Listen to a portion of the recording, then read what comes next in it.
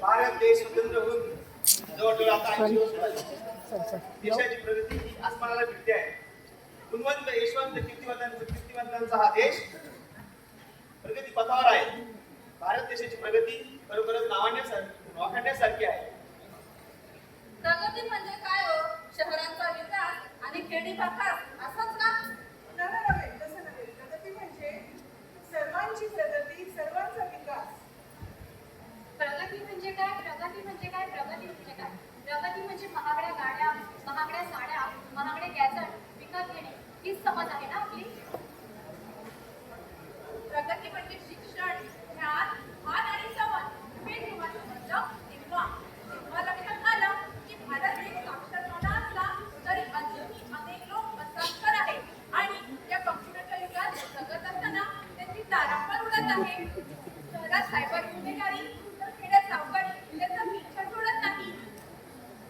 हल्लीच्या या युगात सर्वत्र ऑनलाईन ग्लोबलायझेशन होत असताना याच्या पर्वात आज जर आपण असाक्षर राहिलो, अडाणी राहिलो तर आपल्याला काय होणार याचा आपण काही प्रसंगातून बघूया.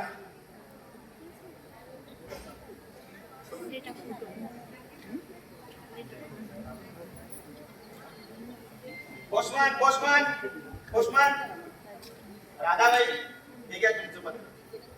माझ्या धन्याचं पत्र आले 6 महिने झाले बाहेरगावी गेलेले, पण मला वाचता येत नाही. मी काय करू? पोस्टमन दादा मी पत्र जरा वाचून दाखवा की. नाही हो ताई, मला पूर्ण गाव पत्र वाटायचे, मला वेळ नाही. मला दादा प्लीज वाचून दाखवा, मला वाचता येत नाही. निघा ते खुशाले तरी कळू द्या माझा तरी ठीक आहे की नाही. बरं दाखवा बरं काय आहे तुमचं पत्र. अहो राधाबाई, तुमच्या नवऱ्याला प्रमोशन झाले. प्रमोशन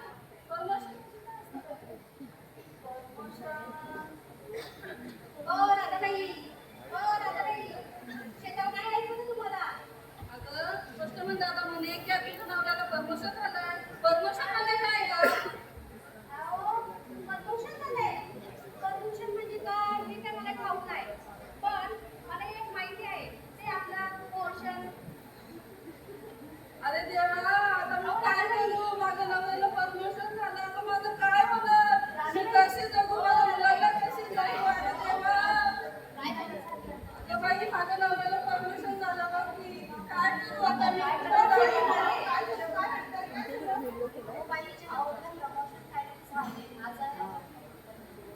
प्रमोशन आणि आजार? अहो, काय बोलता राधाबाई? प्रमोशन म्हणजे तुमच्या नवऱ्याला बढती मिळाली आहे आणि त्याचा पगार पण वाढलाय. तुमच्या जीवनावर हा आजार झाला आणि तुम्ही म्हणता बढती मिळाली. अहो, प्रमोशन म्हणजे बढती हो, कुठला आजार नाही. यासाठी सांगते ना, 2-2 अक्षर शिका, आमच्याकडे या, प्रवेश घ्या 9 साक्षर वर्गाला आणि थोडंसं शिका ना, म्हणजे तुम्हालाही अर्थ समजतील आणि असा गोंधळही तुमचा होणार नाही. ठीक आहे बाई, आम्हाला तुमच्या वर्गाला द्या, आम्ही तुमच्या शाळेत यायला जायला.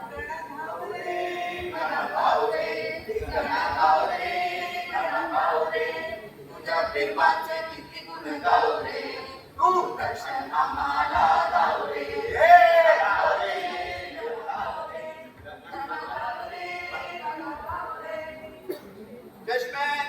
चष्मेवाला, रात्रीचा चष्मा, दिवसाचा चष्मा,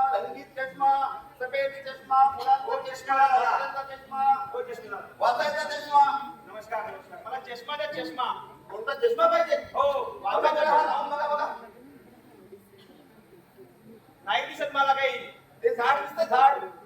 हो झाड नाही दिसत नाही दिसत. ती गाडी गाडी पण नाही. आणि त्या झाडावर बसलेलं पाखरू दिसतंय का? हा हा पाखरू दिसतंय मला आता. आता त्या खाली काय मिळते वाचा? नाही ते नाही दिसत बाबा मला. तुम्हाला वाचता दुसरं लावून बघा. आता बघा बरं दिसतंय का ते अक्षर? अरे नाही बाबा नाही मला दिसत नाही. मला वाचायचा चष्मा दे बाबा. वाचायचा चष्मा? हा अरे वाचायचा म्हणजे का शाळेत गेला होता का? शाळेत नाही गेलो ना बाबा मी. मग 10वी पर्यंत शिकला तू? काही नाही शिकला. काही शिकलो नाही. मग कसं वाचता येईल? त्यासाठी तुला शाळेत गेलं पाहिजे, तुला लिहायला वाचायला शिकलं पाहिजे. अरे बाबा त्यासाठी साक्षरता वर्ग सुरू झाले. अरे बाबा काय म्हणाला चष्म्याचा वाचायचा चष्मा देतो म्हणून मी आलो. वाचायचं म्हणजे तेव्हा तुला लिहिता वाचता येईल ना, तेव्हा तो चष्मा लावून तुला अक्षर मोठं दिसतं आणि मग वाचता येईल. अरे बापरे असं आहे का ते? वाचायला शिकलोच नाही. गाणं पावरे मन पावरे तुझ्या प्रेमाचे किती गुण गावरे तू दर्शन आम्हाला दावरे. हो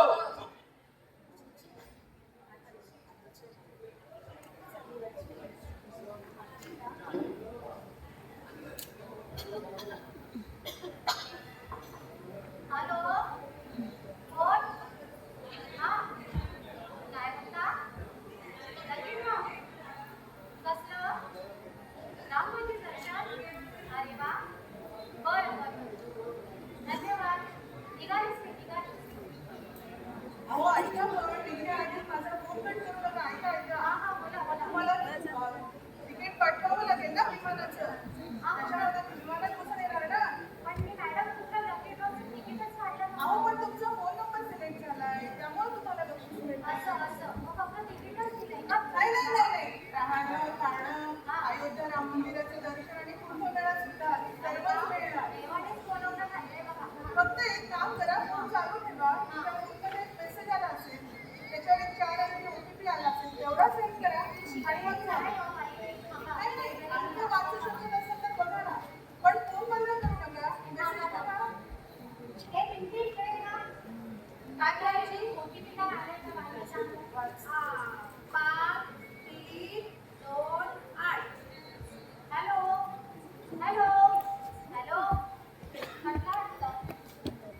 आजी आजी काय झालं का कोणाशी म्हणत होती? अगं मला कुंभमेळ्याचं आणि राममंदिराच्या दर्शनाचं लग्न झालं. तिकीट मिळालं मला. हे बघ. अगं पण असं कोणाचं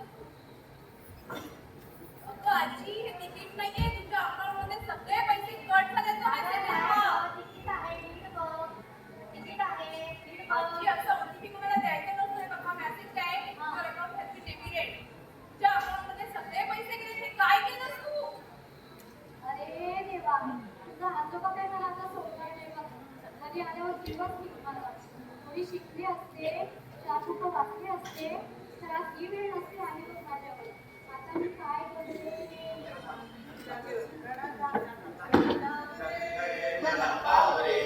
गण पावरे तुझ्या प्रेमाचे किती गुण गावरे तू दर्शन आम्हाला दावरे. हो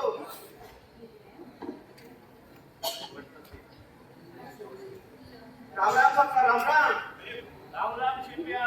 काय रे, कसं नाही केलं? सावकार माझ्या बहिणीचं लग्न आहे. मला 25,000 रुपये द्या जरा लग्नाला. बहिणीचं लग्न करायचंय. पैसे पाहिजे? हो. मागच्याच वर्षी तू गेला नाही. अय संध्या इकडे ये. तुझ्या बहिणीला काय चमत्कार झाला इथलं का? याचं होय. अहो याने मागच्याच महिन्यात आपल्याकडून पैसे नेले. जून मध्ये नेले 20,000, त्यानंतर नेले ऑगस्ट मध्ये त्याने 15,000, गणपतीला नेले 10,000 आणि दिवाळीला नेले 20,000. असे करता करता 1,00,000 रुपये झाले तिथे. बापरे, 1 लाख? हो सावकार 1 लाख? सावकार तुम्ही मध्ये 2 वेळा तुमचे पैसे देऊन गेलेलो. एक वेळेस आलेलो की गणपतीच्या अगोदर तेव्हा 10,000 दिलेले. दिवाळीनंतर तुम्हाला 15,000 दिलेले. 25,000 तुम्ही तुमच्याकडे जमा केलेले सावकार. अरे का? जमा केलेली तर नाही दिसत, ती सही नाहीये. सही मला येतच नाही. मी आता कळतो ना. मग निघा ना. शिकला असता 4 पुस्तकं, ती सुधारणा असते की रे? अरे बापरे. म्हणजे माझा घात झाला. मला वाटलं आले. असू द्या, तुम्ही लिहिलेलं असं ते बरोबरच असणार आहे. सावकार काही करा, परंतु माझ्या बहिणीचं लग्न आहे. आता एवढ्या वेळेला मला 25,000 रुपये देते आहे. अरे तुम्ही जमीन मागे जाण घेऊन आलो कधी सावकार नाही. हो हे बघा मागे त्यांनी ते अंदाज दिलेला आहे. माझी जमीन हो बाबा, कधी विकली मी जमीन? सावकार मी जमीन विकली साईडला नाही. वा. पैसे आपले परत मॅडम दिले. साईडला वा ना. आपलं पुन्हा एकदा बाबा काही नाही तुझे 1 लाख रुपये झाले. बाबा आता मी काय करू? माझी जमीन गेली. आता मी कुटुंबाचं पोट कसं भरू? प्रपंच कसा चालू? मुलांचं शिक्षण कसं करू? आणि माझ्या धाकट्या बहिणीचं लग्न कसं करू? सावकार या शिक्षण नव्हतं, तुम्ही लिहिलं, माझा घात झाला सावकार. आता शेवटी मरणच मला या ठिकाणी सुटकेल. सावकार